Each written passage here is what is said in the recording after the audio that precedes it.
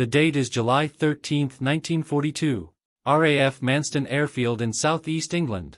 Ground crew finish fueling a Wellington bomber under the pale morning sky. The engines are cold. The crew has stepped away for breakfast. No one notices two men in RAF uniforms walking calmly across the tarmac. They climb into the cockpit. One settles into the pilot's seat, the other into the navigator's position. Their movements are practiced, confident. They are not British. They are Luftwaffe.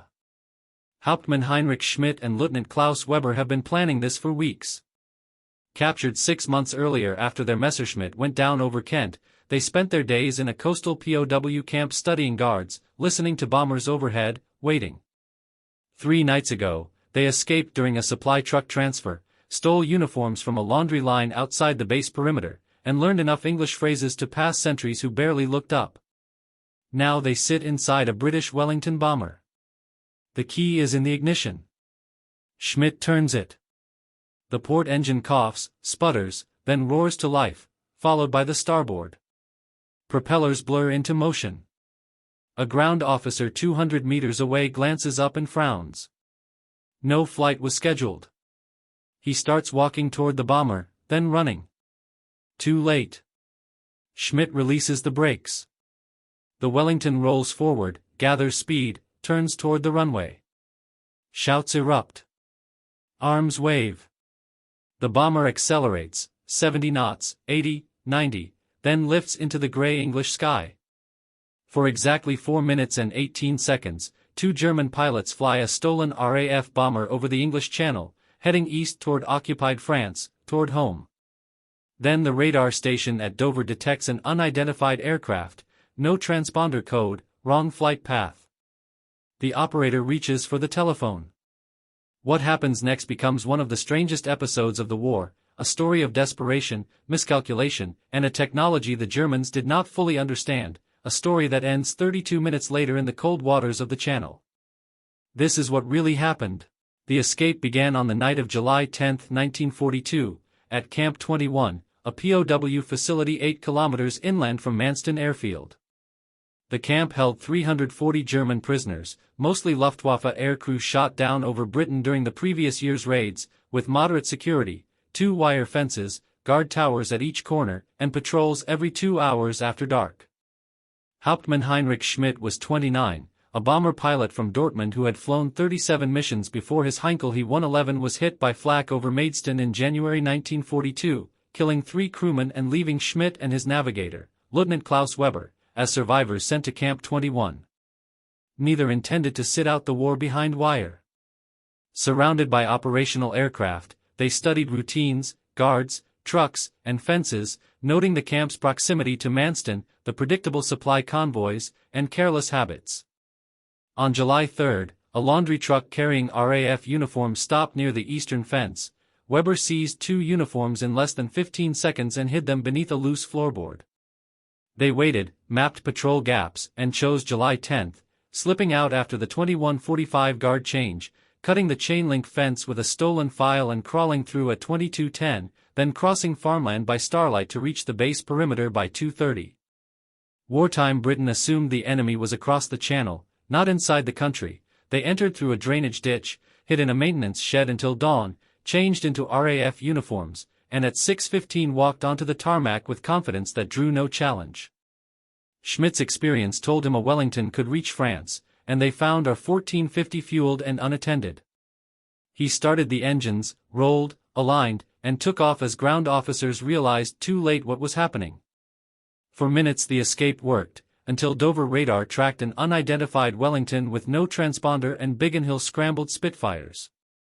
Schmidt dove low over the Channel to evade interception, but the fighters closed, warnings went unanswered, and as the French coast neared, the port engine failed from a fuel leak.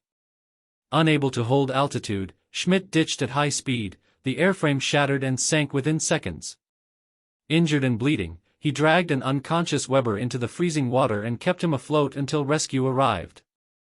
Both were recovered, interrogated, and sent to a high-security camp. The Wellington sank to 60 meters and was never recovered.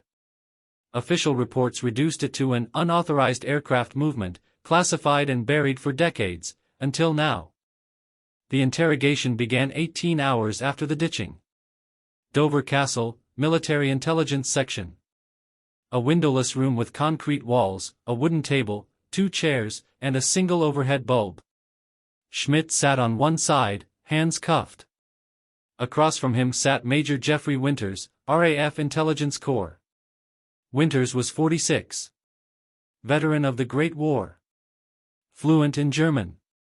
He had interrogated over 200 Luftwaffe prisoners since 1940. He knew the patterns. The lies. The half-truths. "Tell me about the escape," Winters said in German. Schmidt said nothing. "You cut through the fence at Camp 21 on the night of July 10.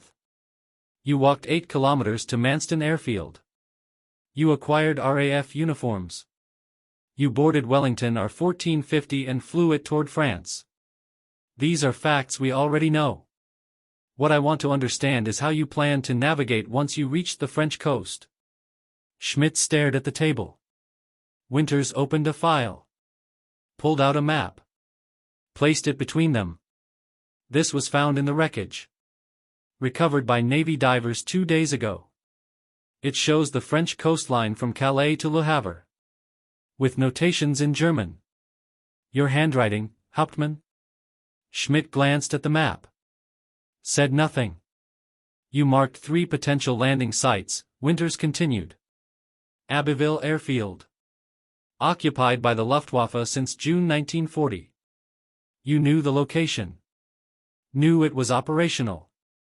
Which means you had access to intelligence while you were in Camp 21. How? Silence. Winters leaned back. "Your navigator is in the medical ward. Skull fracture. Severe hypothermia. The doctors are not certain he will survive. If he dies, this becomes a different conversation. Theft of military aircraft.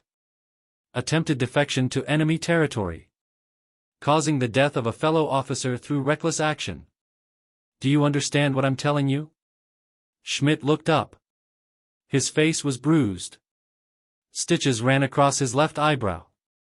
"Weber will live," he said quietly in German. "He is strong." "Perhaps," Winters said. "But that depends on factors beyond your control now. What I can control is how this incident is recorded. Escape attempt. Or something more serious. Talk to me, Hauptmann. Help me understand." Schmidt was silent for a long moment. Then he spoke. "We are soldiers. We were captured in combat. It is our duty to attempt escape. You would do the same." "Agreed," Winters said. "But stealing an operational bomber is not a typical escape attempt. You endangered British personnel. You took a valuable aircraft.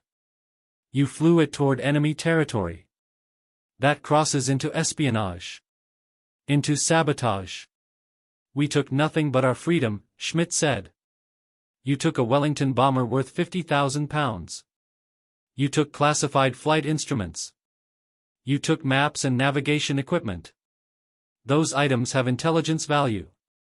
The Germans would very much like to examine a Wellington's radar systems. Its bomb sight mechanisms. Did you intend to deliver those to the Luftwaffe?" "We intended to go home," Schmidt said. "Nothing more." Winters studied him. "I believe you. But my superiors will want more than that. So let me ask you this. How did you know the Wellington would be fueled and ready?" Schmidt hesitated. "You walked directly to that aircraft," Winters continued. "Out of 27 bombers on the flight line, you chose the one that was fueled, armed, and prepared for a training mission. That is not luck. That is intelligence." Schmidt met his eyes. "We watched. 4 months. We learned the patterns. Which aircraft flew in the morning? Which were fueled the night before? It was observation. Not intelligence. From inside a POW camp 8 kilometers away? The camp is not soundproof. We heard the bombers. Every day. Every night. We listened. We learned." Winters made a note. "What about the uniforms? Where did you acquire them?" We found them. Found them where? Near the camp. On a laundry line. Which laundry line? Schmidt said nothing. Winters closed the file. Here is what will happen. You will be transferred to a Category A facility. Maximum security. No work details. No access to external areas. You will spend the remainder of the war behind wire. Lieutenant Weber, if he survives, will join you. This conversation will be documented. The incident will be investigated. And you will be fortunate if it ends there. And if I cooperate? Schmidt asked. That depends on what you have to offer.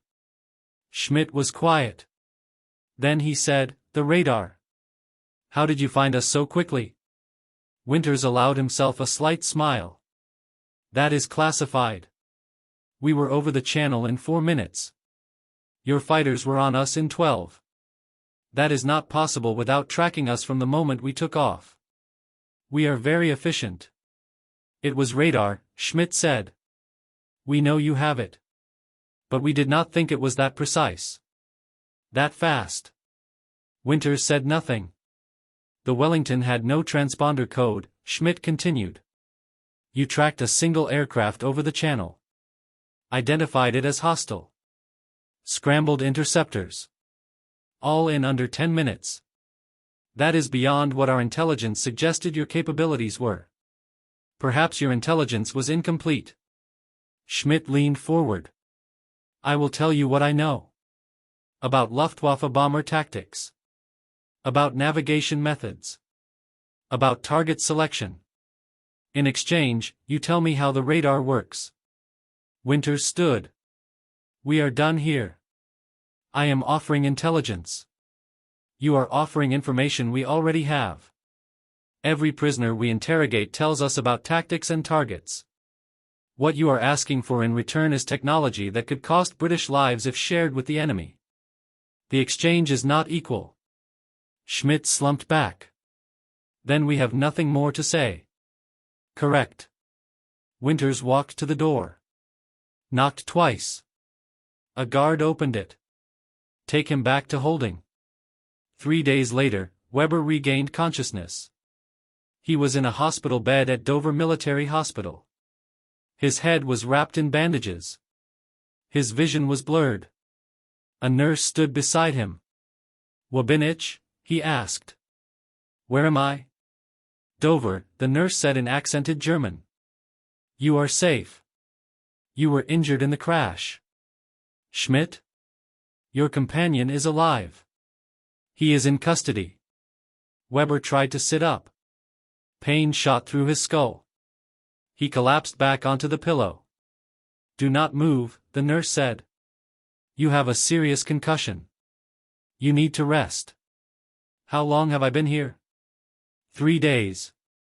Weber closed his eyes. Tried to remember. The flight.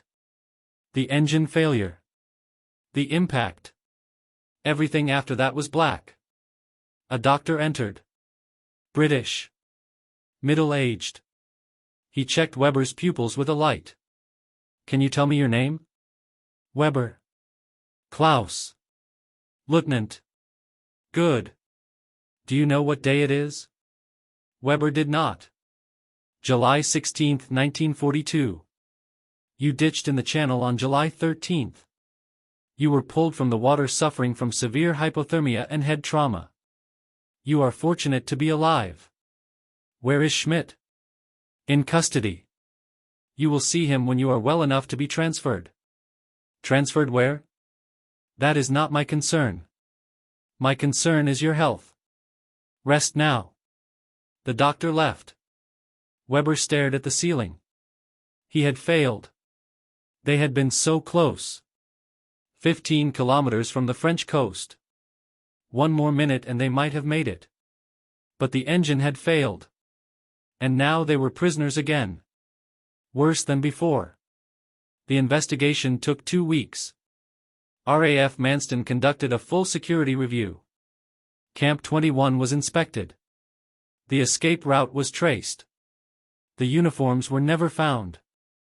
Major Winter submitted his report on July 28. It concluded, Hauptmann Heinrich Schmidt and Lieutenant Klaus Weber executed a well-planned escape from Camp 21 on July 10, 1942. They demonstrated operational knowledge of RAF procedures and aircraft systems. They successfully stole a Wellington bomber and flew it toward occupied France. The aircraft was intercepted by RAF fighters and ditched in the English Channel due to mechanical failure. Both prisoners survived and are now in custody. No evidence of collaboration with enemy intelligence was found. Recommendation: transfer both prisoners to Category A facility. Increase security protocols at all POW camps near operational airfields. The report was filed. Classified. Forgotten. Schmidt and Weber were transferred to Camp 198 in Scotland. A stone fortress built in the 18th century. No aircraft nearby. No supply trucks. No escape routes. They spent the next 3 years there. Watched the war from behind bars. Listened to guards talk about D-Day. About the advance into Germany. About the fall of Berlin. On May 8, 1945, the war in Europe ended. Schmidt and Weber were repatriated to Germany 6 months later. They returned to a country in ruins. Cities destroyed. Families scattered. The Luftwaffe disbanded. Schmidt never flew again. He worked as a mechanic in Dortmund until his death in 1979. He never spoke publicly about the stolen Wellington. Never gave interviews. Never wrote memoirs. Weber became a schoolteacher in Hamburg. He taught history. Sometimes, late in his career, students would ask if he had fought in the war. He would say yes. They would ask if he had done anything interesting. He would smile and say, "I flew a British bomber once." For about 30 minutes. They would laugh. Think he was joking. He never told them the truth. The Wellington R-1450 remains on the seabed 15 miles southeast of Dover. 60 meters down. Covered in silt and algae. The Royal Navy catalogued its position in 1942 but deemed recovery too expensive. It sits there still. A grave marker for an audacious escape attempt that almost succeeded. In 2003, a team of divers located the wreckage. They photographed the site. Found parts of the airframe still intact. The engines. The tail section. Pieces of the cockpit. They recovered a few artifacts. A compass. A control yoke. Fragments of the instrument panel. The artifacts were donated to the RAF Museum in London. They sit in a storage room now. Labeled and catalogued. Rarely displayed. Most visitors to the museum never hear the story of the stolen Wellington. It is not part of the main exhibits. Not considered significant enough. But for those who know, it remains one of the strangest episodes of the war. A moment when 2 German pilots, desperate to go home, stole an enemy bomber and flew it toward freedom.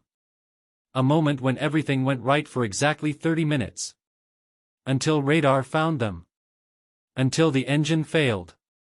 Until the cold water of the Channel swallowed their last chance. History remembers the great battles. The turning points. The strategic victories and defeats. But it is the small stories, the forgotten moments, that reveal the human desperation of war. The choices made in impossible circumstances. The risks taken for the slim chance of survival. Schmidt and Weber took that risk. They planned carefully. Executed flawlessly. And came within 15 kilometers of success. That is closer than most ever get. The radar station at Dover was not supposed to exist. In July 1942, Britain's chain-home radar network was among the most closely guarded secrets of the war. The technology had been operational since 1938, but its capabilities were deliberately obscured. German intelligence knew the British had radar. What they did not know was how effective it had become. The station at Dover consisted of 4 steel towers, each 110 meters tall, arranged in a line along the chalk cliffs. Between the towers ran a web of antenna arrays. Inside a concrete bunker beneath the cliff face, operators monitored cathode ray screens that displayed every aircraft within 200 kilometers. On the morning of July 13, 1942, Corporal Ann Matthews was on duty. She was 23 years old, a member of the Women's Auxiliary Air Force, trained in radar operation at RAF Bawdsey in 1941. She had been tracking aircraft over the channel for 14 months. She knew the patterns, knew which blips were friendly, which were hostile, which were anomalies. At 6:42 hours, a new blip appeared on her screen, bearing 270 degrees, range 12 kilometers, altitude 300 meters, no IFF transponder signal. She marked it with a grease pencil on the plotting overlay. Unidentified contact, she said to the duty officer, single aircraft, westbound from Manston direction, no identification code. Lieutenant Harold Beck crossed to her station, looked at the screen. Probably a training flight. Check the schedule. Matthews consulted the log. Nothing scheduled from Manston until 9 o'clock hours. Beck frowned. Track it. See if it turns back. Matthews watched the blip. It continued east, steady course, constant speed, not turning, not climbing. At 6:44, the telephone rang. Beck answered, listened, his expression changed. Stolen aircraft confirmed, he said. Wellington bomber. 2 suspects in RAF uniforms. Took off from Manston without authorization. He moved to the intercom, pressed the button. All stations, this is Dover Control. Unidentified Wellington bomber heading east. Suspected hostile. Scramble intercept. Matthews kept her eyes on the screen. The blip was now 18 kilometers from Dover, moving at 180 kilometers per hour. She calculated the intercept time in her head. If fighters launched from Biggin Hill immediately, they could reach the target in 12 minutes. At 6:46, Biggin Hill confirmed 2 Spitfires airborne. Matthews tracked both aircraft on her screen. The Spitfires appeared as 2 new blips, climbing fast from the west, bearing 045 degrees, speed increasing, 400 kilometers per hour, 450, 500. The Wellington continued east, unaware it was being hunted. At 6:51, the Spitfires closed to within 20 kilometers of the target. Matthews relayed the positions to Beck, who transmitted them to the fighter controller at Biggin Hill. Intercept in 4 minutes, she said. Beck watched the screen. The 3 blips converged. The Spitfires were moving 3 times faster than the Wellington. The geometry was simple, unavoidable. At 6:54, the Wellington's blip descended sharply, from 300 meters to 50 meters in less than a minute. Target is evading, Matthews said. Drop to wave level. The Spitfire blips followed. One descended. The other remained high. For 3 minutes, the blips moved in formation, the Wellington heading east, the Spitfire following at low altitude, the second Spitfire circling above. Then, at 6:58, the Wellington's blip flickered, weakened. Matthews leaned closer to the screen. Target signal degrading, she said. Beck watched. The blip faded further, then disappeared entirely. Contact lost, Matthews said. Crashed? Beck asked. Possible. Or descended below radar threshold. Signal was weak at that altitude. They waited, watched the screen. The blip did not return. At 7:02, the radio crackled. Flight Lieutenant Dawson's voice. Dover Control, this is Red Leader. Target has ditched. Repeat, Wellington has ditched in the channel. 2 survivors visible in the water. Requesting air-sea rescue. Position 51 degrees, 10 minutes north. 1 degree, 28 minutes east. Beck acknowledged, called the Royal Navy. A motor launch was dispatched from Dover Harbor, estimated arrival 20 minutes. Matthews continued tracking the Spitfires. They circled the crash site, marking the position, making sure the survivors did not drift. At 7:24, the motor launch arrived on station. the Spitfires departed, returned to Biggin Hill, landed at 7:41. Matthews logged the incident, recorded the times, the positions, the outcome. Then she moved on to the next contact, a formation of 6 bombers returning from a night raid over Germany, friendly, expected. For her, it was simply another morning, another aircraft tracked, another incident recorded. She did not know the full story, did not know about the escape from Camp 21, did not know about Schmidt and Weber's desperate plan, did not know she had played a critical role in stopping them. She was just doing her job, watching the screen, tracking the blips, keeping Britain safe. The technology that caught Schmidt and Weber was called chain home. It was not the most advanced radar in the world. German Würzburg radars were more precise. American SCR-270 sets had longer range. But chain home had one critical advantage: it was operational, deployed across Britain's coast, manned 24 hours a day, integrated with fighter command. The system worked by transmitting radio pulses at 20 to 30 MHz. When the pulses struck an aircraft, they reflected back. The time delay between transmission and reception indicated distance. The direction of the strongest return indicated bearing. By triangulating returns from multiple stations, operators could determine altitude and speed. It was not perfect. Low-flying aircraft were difficult to detect. The system could be jammed. Weather caused interference. But it worked well enough to give Britain a critical edge during the Battle of Britain in 1940, and it worked well enough to catch a stolen Wellington in 1942. Schmidt had been partially correct during his interrogation. The Luftwaffe knew Britain had radar. They had captured equipment, interrogated prisoners, analyzed the tall towers visible along the coast. But they underestimated its integration with fighter command. They did not realize how quickly the British could detect, identify, and intercept unidentified aircraft. That underestimation cost Schmidt and Weber their freedom. In October 1942, the British government made a decision. Radar was no longer to be kept entirely secret. Selected information would be released, enough to deter the Germans from attempting large-scale daylight raids, enough to demonstrate British technological capability, but not enough to reveal the system's weaknesses. On October 14, Winston Churchill mentioned radar in a speech to Parliament. He did not use the term radar. He called it RDF, radio direction finding. He said it allowed Britain to detect enemy aircraft at great distances. He did not specify how great. He did not explain the technology. He simply acknowledged its existence. German intelligence took note, increased their efforts to understand the system, sent reconnaissance aircraft to photograph the towers, analyzed British transmissions, captured more equipment. By 1943, the Luftwaffe had developed countermeasures: chaff, strips of aluminum foil dropped from aircraft to create false radar returns, low-altitude tactics to exploit radar blind spots, jamming transmitters to overwhelm British receivers. But the advantage had already shifted. By 1943, the Luftwaffe was on the defensive. British and American bombers were pounding German cities. The war had turned.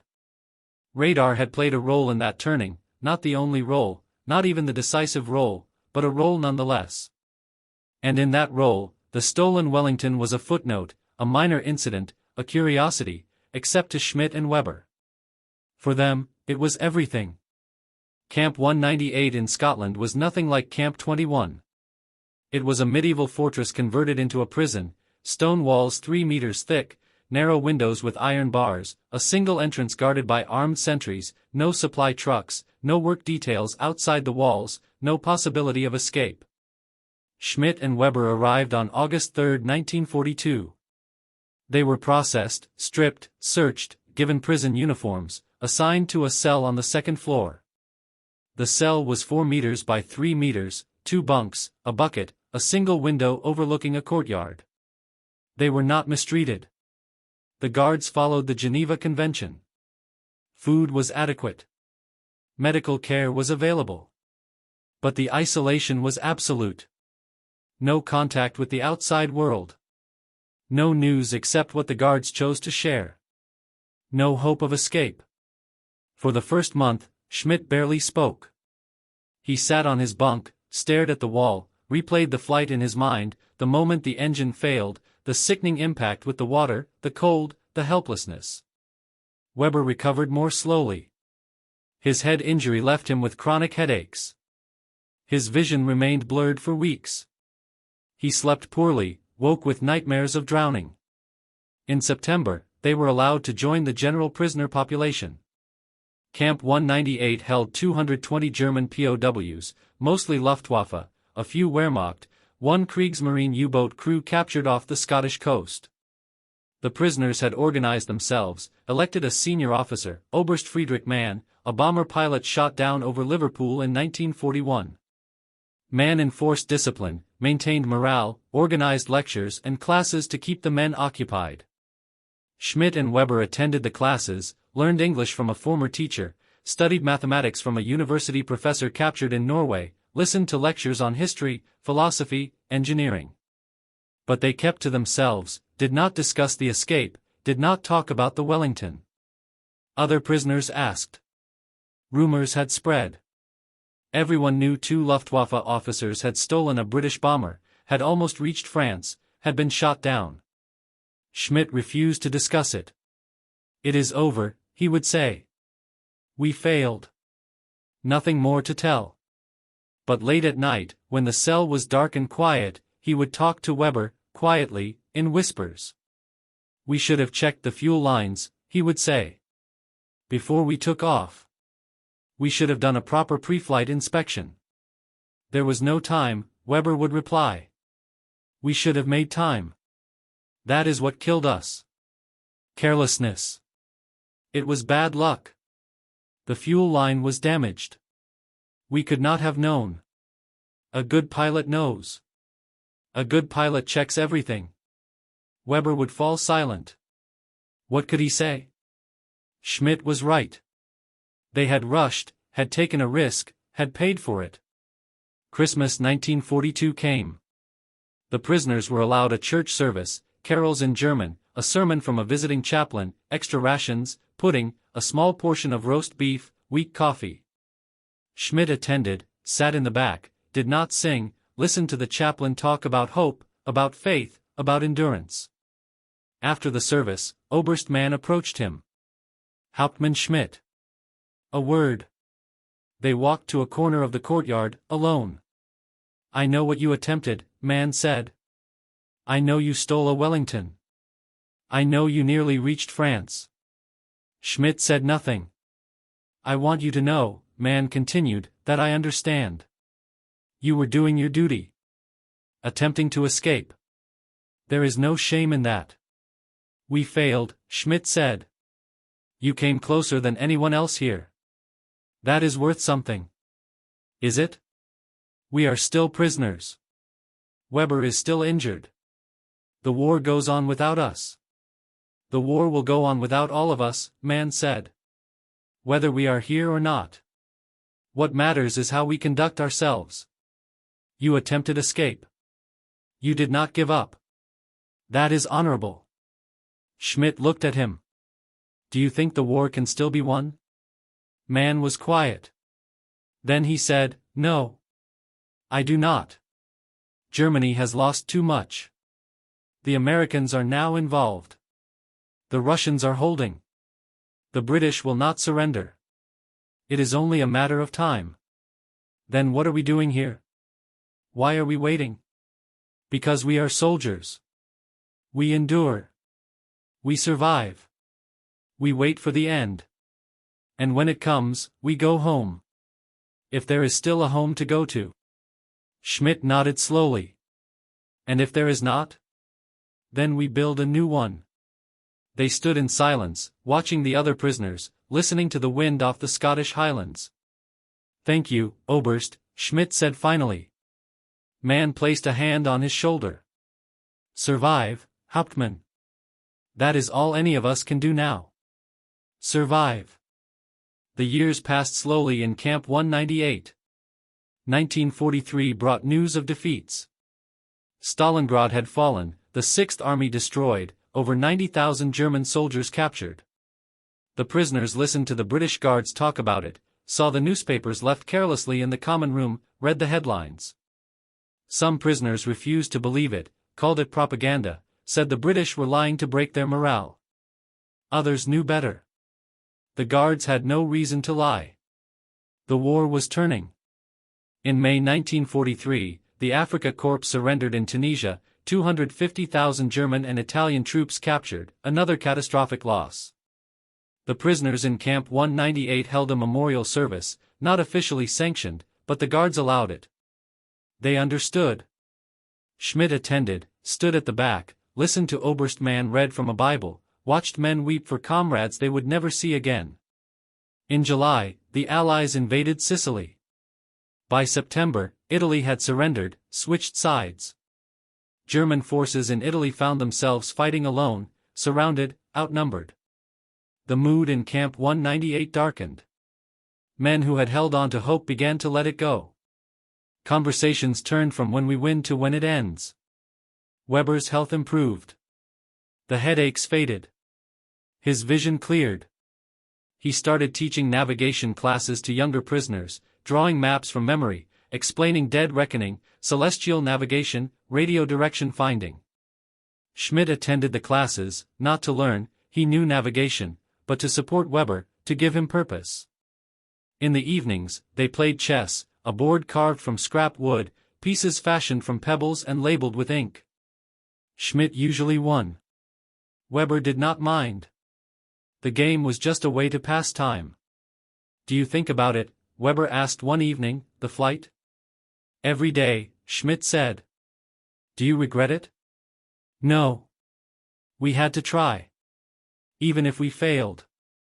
We came close. Close is not enough. If we had made it, if we had reached France, what then? We would have reported to the nearest Luftwaffe base, been debriefed, sent home for leave, then back to operations. Back to bombing Britain?" Schmidt nodded. "That was our duty. And now? What is our duty now? To survive, as Oberstmann said, to endure, to go home when this is over, if there is a home to go to." Schmidt moved his queen. Checkmate. Weber smiled faintly. "Again. I will do better next time." They reset the pieces and began again. June 6, 1944, D-Day. The guards came through the camp at dawn, excited, talking loudly. The prisoners gathered in the courtyard, demanded to know what had happened. "The invasion has begun," a sergeant said. "Allied forces have landed in Normandy, thousands of ships, tens of thousands of troops, the liberation of France has started." Silence. Then a young lieutenant said they would be driven back into the sea, the Atlantic wall would hold. The sergeant shook his head. "They are already 5 kilometers inland. The wall has been breached. It is over." The prisoners were locked in their cells for the day. The guards feared riots. There were none. Just silence. Men sitting on bunks, staring at walls, processing the news. Schmidt and Weber sat together, said nothing for hours. As the sun set, Weber spoke. "It is truly over now." "Yes." "How long before Germany surrenders?" "A year, perhaps less." "And then?" "We go home. See what is left." Weber looked out the barred window. He had not heard from his family in 2 years, did not know if they were alive, if his home still stood. "You will find out," Schmidt said. "And you?" "The same. My parents are old. My sister was in Dortmund. The city has been bombed many times." Silence again. Outside, the Scottish summer evening stretched long, but inside the cell it was already dark. The months after D-Day brought more defeats. Paris liberated in August. Belgium freed in September. The Allies crossed into Germany in October. By December, it was clear Germany would lose. Christmas 1944 was subdued. No carols. No extra rations. Just another day. Weber was in the infirmary with pneumonia. Schmidt lay on his bunk, thought about Christmases past, his family, his home, all gone or changed beyond recognition. A guard came. Schmidt was taken to the infirmary. Weber was pale but awake. They spoke about the flight, about duty, pride, guilt, the bombs they had dropped, the people they had killed. Soldiers following orders. That is what they all say. Schmidt had no answer. Weber questioned whether they had been misguided rather than evil. Schmidt hoped so. He returned to his cell, thought about duty, obedience, guilt, and the people behind the targets. April 1945 came. The Allies crossed the Rhine. The Soviets closed on Berlin. On April 30th, Hitler was dead. Some prisoners wept. Others felt relief. Schmidt felt empty. On May 7th, Germany surrendered. The prisoners were told they would go home, eventually. They stood in silence. They had lost. But they were alive. That would have to be enough. Repatriation began in August 1945. Schmidt and Weber were processed on November 12, 1945, 3 years and 4 months after they had stolen the Wellington. Interrogated, cleared, given civilian clothes. Their uniforms were burned. Their records confiscated. They were no longer soldiers. Just men. Germans. Going home. The train left from Edinburgh on November 13, 1945. A long freight train converted for passenger transport. Wooden benches. Broken windows. No heat. But it was moving. Heading south. Toward Germany. Schmidt and Weber sat together near the rear. Shared a thin blanket. Watched the Scottish countryside pass. Hills. Forests, villages untouched by war. The train crossed into England. Stopped at York. Doncaster. London. At each stop, more former prisoners boarded. Men in ill-fitting civilian clothes. Carrying small bundles. Everything they owned. No one spoke much. What was there to say? They were going home. To cities they might not recognize. To families that might not exist. The train reached Dover on November 15th. The prisoners were transferred to a ferry. Crossed the Channel. The same waters where Schmidt and Weber had ditched 3 years earlier. Schmidt stood on the deck. Looked down at the gray waves. Wondered if the Wellington was still down there. Resting on the bottom. A tomb of steel and ambition. What are you thinking? Weber asked. That we should have checked the fuel lines. Weber almost smiled. Still? Always. The ferry docked at Calais. French soldiers processed the prisoners. Checked papers. Searched belongings. Then directed them to another train. This one heading east. Into Germany. The train rolled through France. Belgium. Crossed into Germany near Aachen. The landscape changed. Forests gave way to ruins. Cities reduced to rubble. Bridges destroyed. Factories bombed. Farms abandoned. Schmidt stared out the broken window. This was what they had returned to. This was what remained of the Third Reich. The train stopped in Cologne. Most of the city was gone. The cathedral still stood, damaged but intact. Everything around it was flattened. Block after block of debris. No people. No movement. Just silence. Some prisoners got off here. Climbed down from the train. Stood on the platform. Looked at the ruins. Tried to find something familiar. Failed. One man sat down on the platform and wept. The train moved on. It reached Dortmund on November 17, Schmidt's destination. The city where he had grown up. Where his parents had lived. Where his sister had worked. He gathered his small bundle. Looked at Weber. This is where I get off. Weber stood. Shook his hand. Good luck, Heinrich. And you, Klaus? Where will you go? Hamburg. To find my family. If they are still there. I hope they are. As do I. They stood awkwardly. 3 years together. In a camp. In a cell. Playing chess. Talking quietly in the dark. And now it was over. If you are ever in Dortmund, Schmidt said. I will find you, Weber finished. Schmidt nodded. Climbed down from the train. Stood on the platform. Watched the train pull away. Watched Weber's face disappear into the distance. Then he turned. Walked into what remained of Dortmund.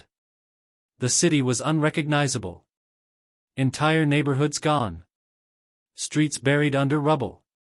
Buildings collapsed into themselves. The air smelled of dust and ash. Schmidt walked toward the district where his parents had lived. The route was familiar. He had walked it 1,000 times as a child. But nothing looked the same. He reached the street. Or what had been the street. Now it was just a gap between ruins. Buildings on both sides reduced to walls and fragments. He found the address. Number 47. His childhood home. It was gone. Completely. Just a foundation filled with debris. Bricks. Timbers. Shattered tiles. He stood there. Stared at the ruins. Felt nothing. The shock was too great for emotion. A voice behind him. Are you looking for someone? He turned. An old woman. Thin. Wrapped in a ragged coat. She was picking through rubble across the street. My parents, Schmidt said. They lived here. Number 47. The woman shook her head. This block was hit in 1943. February. A night raid. Most people died in the cellars. Most? Some survived. Were pulled out by rescue teams. Taken to hospitals. Or to camps outside the city. Do you know where? No. I am sorry. Schmidt nodded. Thank you. He walked away. Headed toward the city center. Looking for something. Anything. A government office. A refugee center. Someplace that might have records. He found a Red Cross station operating out of a damaged church. A young woman sat at a makeshift desk. Taking names. Checking lists. I am looking for my family, Schmidt said. Schmidt. Karl and Margarete Schmidt. They lived at Schillerstrasse 47. The woman consulted a thick ledger. Ran her finger down the pages. Schmidt. Schmidt. Yes. I have a record. Karl Schmidt. Deceased. February 1943. Killed in the bombing. Schmidt's throat tightened. And Margarete? His wife? The woman kept reading. Margarete Schmidt. Survived the bombing. Injured. Transferred to a hospital in Essen. No further records after March 1943. Is that all? I am sorry. That is all we have. What about Anna Schmidt? My sister. She worked at the textile factory on Wessenhellweg. The woman checked again. The factory was destroyed in 1944. No employee record survived. I cannot help you. Schmidt stood there. His father was dead. His mother missing. His sister unknown. Where should I look? He asked quietly. Try Essen. If your mother was transferred there, someone might remember. Or check the displaced persons camps. Many survivors ended up there. But... She hesitated.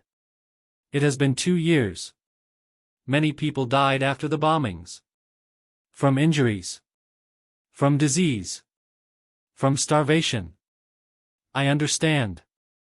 He left the church. Walked through the ruined streets. No plan. No destination. Just walking. He slept that night in the basement of a collapsed building. Shared space with a dozen other homeless men. Former soldiers. Refugees. People with nowhere else to go.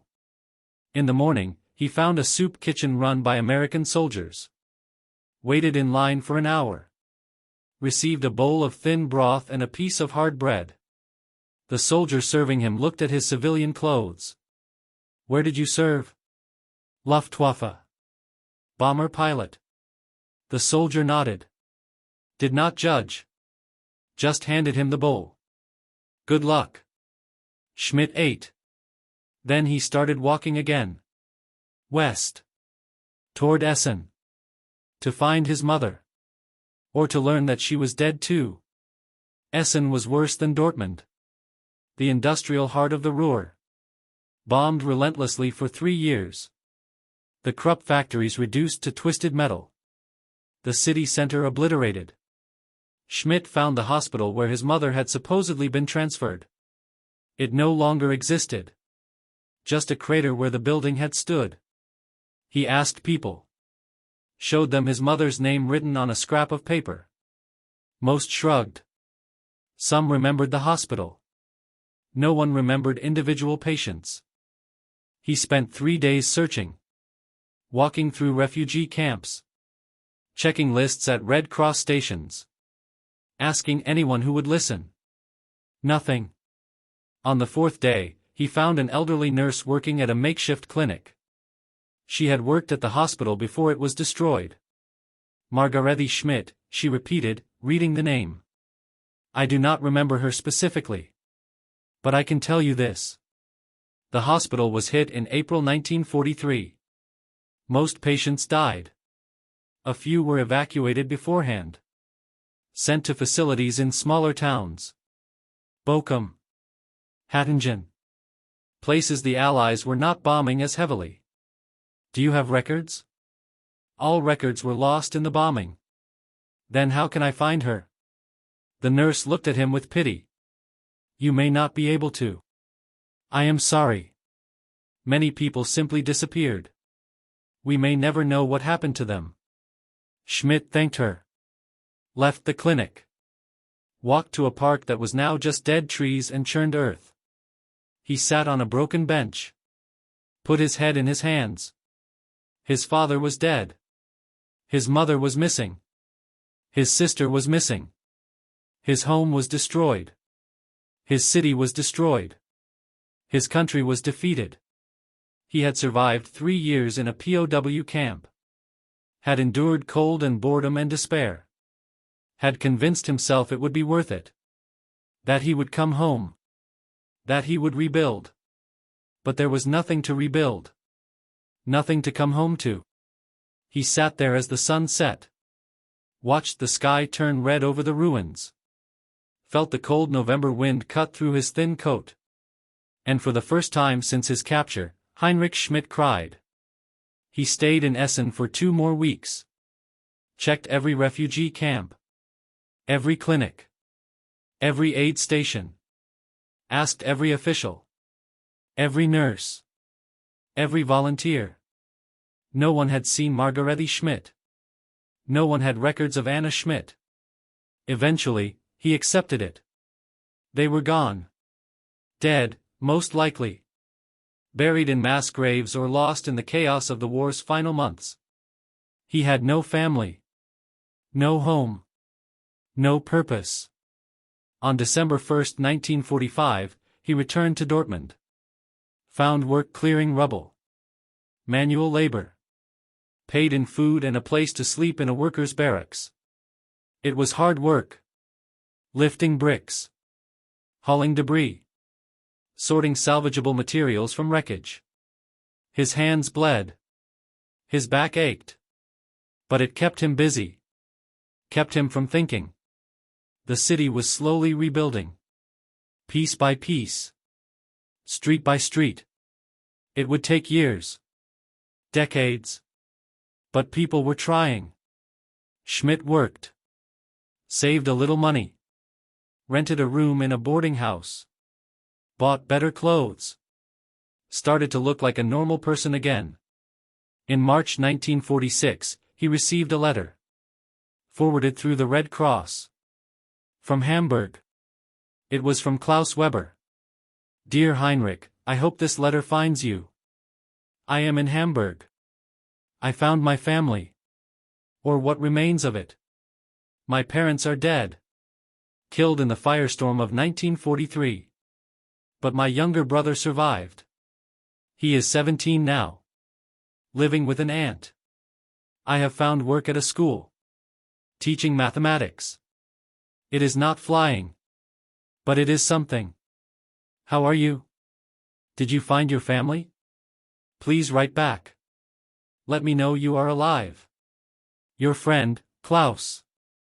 Schmidt sat in his small room. Read the letter 3 times. Then he wrote a reply. Dear Klaus, I am glad you found your brother. I am sorry about your parents. I did not find my family. My father is dead. My mother and sister are missing. Likely dead as well. I have accepted this. I am in Dortmund. Working in reconstruction. Clearing rubble. It is hard work but honest. I am surviving. That is all any of us can do. Survive. Write again if you wish. It is good to hear from a friend. Heinrich. He mailed the letter. Returned to work. To his routine. To the slow process of rebuilding a life from nothing. The months passed. Winter turned to spring. Spring to summer. The work continued. The city slowly emerged from the rubble. Schmidt worked. Ate. Slept. Wrote occasional letters to Weber. Received replies. Brief updates. Nothing profound. Just 2 men staying connected across the distance. In August 1946, something changed. Schmidt was working on a demolition crew. Taking down a building that was too damaged to save. Dangerous work. One wrong move and the whole structure could collapse. They were clearing the 3rd floor when Schmidt heard a sound. Faint. Beneath the rubble. A voice. Stop, he shouted. Everyone stop. The crew halted. Listened. There it was again. A voice. Weak. Calling for help. They dug. Carefully. Found a cellar beneath the building. Sealed off by debris. Inside, they found a woman. Middle-aged. Emaciated. Dehydrated. But alive. She had been trapped there for 3 days. Surviving on rainwater that leaked through the rubble. They pulled her out. Called for medical help. She was taken to a hospital. Schmidt visited her the next day. She was recovering. Weak but stable. Thank you, she said. You saved my life. We were just doing our job. No. You heard me. You stopped. You dug. Many would not have bothered. Schmidt shrugged. I know what it is like to be trapped. To feel helpless. I could not leave you there. The woman looked at him. You were a soldier? Yes. Luftwaffe. A pilot. And now? Now I clear rubble. Try to rebuild. That is good work. Important work. Schmidt nodded. Left the hospital. Returned to the site. But something had shifted. He had saved a life. After spending years dropping bombs. After killing so many. He had saved one person. It did not erase what he had done. Did not absolve him. But it was something. A small act of redemption. He thought about Weber's question in the cell. About duty and guilt and responsibility. He still did not have answers. Probably never would. But he could do this. Clear rubble. Rebuild. Help when he could. It was not much. But it was something. By 1950, Dortmund was beginning to resemble a city again. New buildings rose where ruins had stood. Streets were cleared and repaved. Shops reopened. People returned. Life, slowly and painfully, resumed. Schmidt was 37 years old. He had worked in reconstruction for 5 years. His hands were calloused. His back was strong. He knew every technique for safely demolishing damaged structures, for sorting salvageable materials, for identifying which buildings could be saved and which had to come down. The work had given him a reputation. Reliable. Careful. Strong. In January 1950, he was promoted to foreman. Put in charge of a crew of 12 men. Most of them younger. Some former soldiers like him. Others too young to have fought. Boys who had become men in the ruins. He trained them. Taught them to read a damaged building. To spot the cracks that meant imminent collapse. To distribute weight properly when clearing debris. To work methodically, not frantically. Speed kills, he would tell them. Precision saves lives. They respected him. Not because he demanded it, but because he earned it. He worked alongside them. Took the same risks. Ate the same meals. Never asked them to do anything he would not do himself. In March, the crew was assigned a large project. A former factory complex in the industrial district. 5 buildings. All heavily damaged. The city wanted them demolished to make way for new construction. The work would take 6 months. Maybe longer. Schmidt surveyed the site. Walked through each building. Took notes. Identified the hazards. Collapsed floors. Weakened walls. Unexploded ordnance buried in the rubble. The British and Americans had dropped thousands of bombs on Dortmund. Not all of them had detonated. He reported his findings to the city engineer. We will need bomb disposal teams before we start any major work. The engineer nodded. I will arrange it. 2 weeks later, a British Army bomb disposal unit arrived. 3 men. Led by a sergeant named Thomas Hartley. Mid-30s.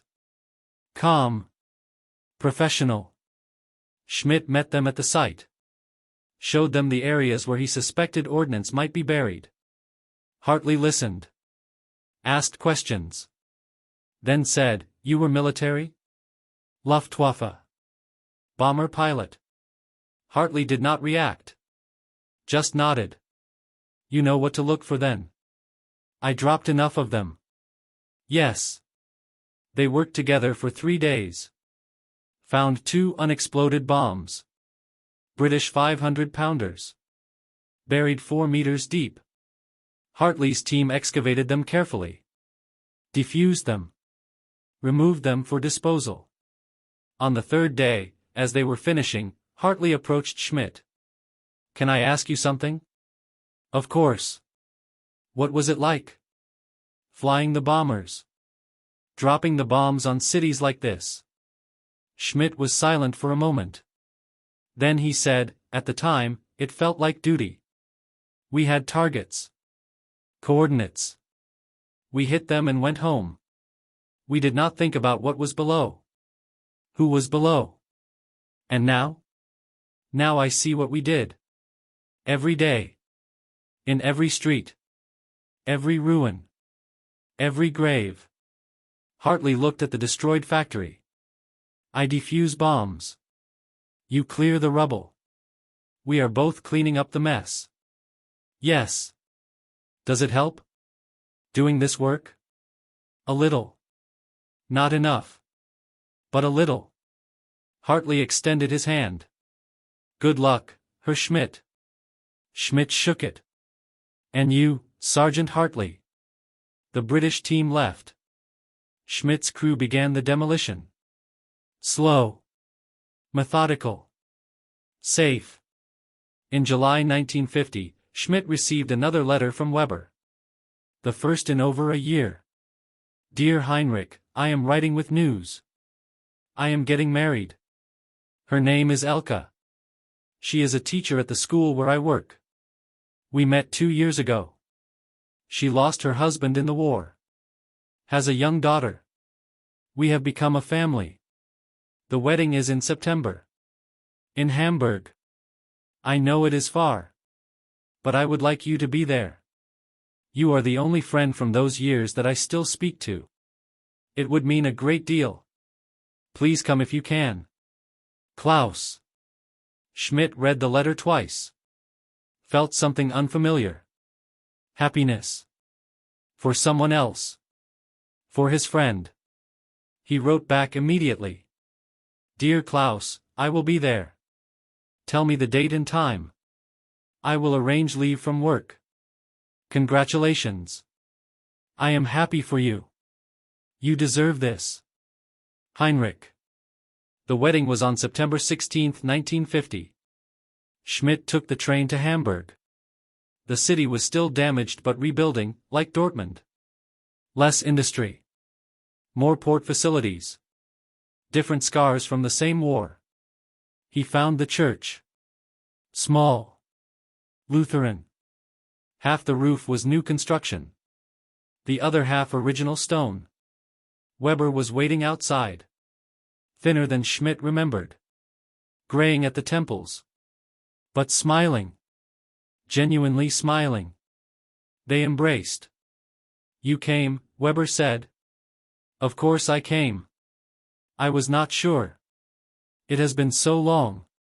Not so long. 5 years since we said goodbye. 8 since we stole the Wellington. Weber laughed. Actually laughed. Do not mention that in front of Elka. She thinks I spent the war in a quiet camp reading books. And you did. After we were recaptured. True enough. The ceremony was simple. 20 guests. Weber's brother. Elka's family. A few colleagues from the school. Schmidt sat in the back. Watched his friend marry. Start a new life. Afterward, there was a small reception. Bread. Cheese. Weak beer. People talked quietly. Smiled. Tried to forget the past and focus on the future. Elka approached Schmidt. She was in her early 30s. Dark hair. Kind eyes. You are Heinrich, she said. Yes. Klaus has told me about you. About the camp. About how you kept each other sane. We helped each other survive. He speaks highly of you. Says you are a good man. Schmidt did not know how to respond to that. Klaus is a good man. You are fortunate to have found each other. We are fortunate to have survived. Everything else is a gift. She moved on to greet other guests. Schmidt stood alone. Watched the celebration. Felt out of place. But also glad. Glad that Weber had found something worth living for. Weber joined him later. What do you think? I think you are lucky. I am. Incredibly lucky. Weber paused. What about you? Have you met anyone? No. Why not? I do not know. I work. I eat. I sleep. There is no room for more. Make room, Heinrich. The war is over. We survived. We have a chance to live again. Do not waste it. Schmidt nodded. But he did not believe it. Not yet. The train back to Dortmund left the next morning. Schmidt watched Hamburg disappear behind him. Thought about Weber's words. Make room. Live again. Easy to say.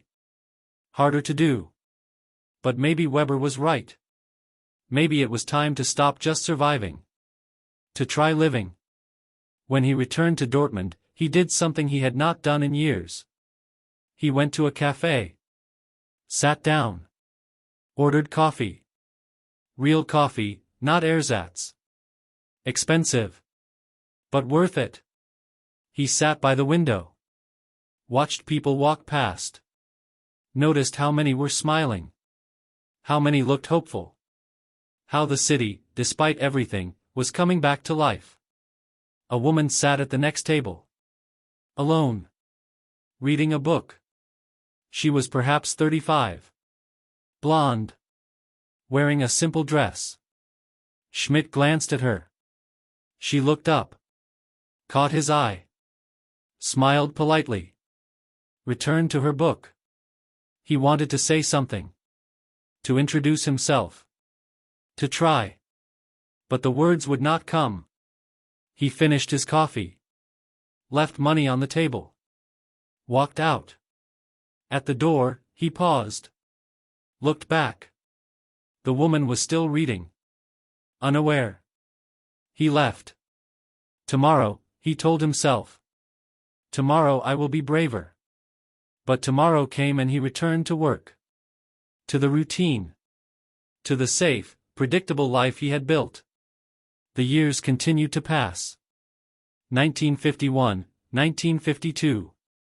1953, Dortmund transformed. New buildings. New businesses. The miracle they called it. The Wirtschaftswunder. The economic miracle. Germany was rising from the ashes. Faster than anyone had predicted. The Marshall Plan brought American money. German ingenuity turned it into factories. Jobs. Prosperity. Schmidt's construction company grew. More crews. Bigger projects. By 1955, they were not just demolishing ruins. They were building new structures. Apartment blocks. Office buildings. Warehouses. Schmidt was made a project manager. Given responsibility for major contracts. The pay was good. The work was steady. He moved from the boarding house to a small apartment. Bought furniture. A radio. Started to live like a normal person. But he remained alone. Weber wrote occasionally. His family was growing. Elke had given birth to a son in 1952. They were happy. Stable. Building a life. Schmidt was happy for them. But also envious. He had survived the war. But he had not learned to live after it. In November 1956, something happened that changed everything. Schmidt was working on a construction site in the city center. A new office building. 8 stories. Modern design. Glass and steel. The foundation was being poured. Concrete trucks arriving in sequence. Workers moving quickly. Everything running smoothly. Then one of the trucks backed into a support beam. The impact was minor. But the beam shifted. Just a few centimeters. Schmidt saw it. Saw the angle change. Saw the stress redistribute. Stop, he shouted. Everyone clear the foundation. The workers looked at him. Confused. Nothing seemed wrong. Now, he yelled. Move. They ran. Climbed out of the foundation pit. Moments later, the support beam buckled. The temporary scaffolding collapsed. Tons of steel and concrete crashed down.